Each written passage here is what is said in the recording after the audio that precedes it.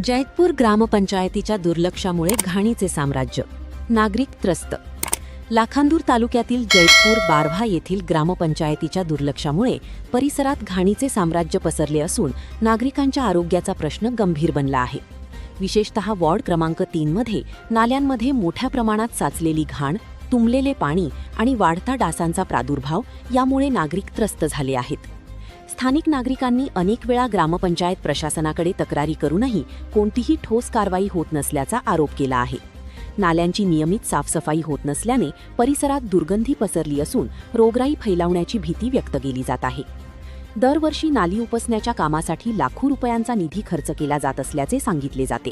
मात्र प्रत्यक्षात परिस्थिती जैसे थे असल्याने हा निधी जातो तरी कुठे, असा सवाल नागरिकांकडून उपस्थित केला जात आहे. ग्रामपंचायतीच्या कारभारावरही नागरिकांनी नाराजी व्यक्त केली आहे. डासांच्या वाढत्या प्रादुर्भावामुळे लहान मुले, ज्येष्ठ नागरिक आणि महिलांना विशेष त्रास सहन करावा लागत असून मलेरिया, डेंग्यू यांसारख्या आजारांचा धोका होणार नाही यासाठी ग्रामपंचायत प्रशासनाने तातडीने लक्ष देऊन नाल्यांची साफसफाई व फॉगिंगची उपाययोजना करावी, अशी मागणी नागरिकांकडून करण्यात येत आहे.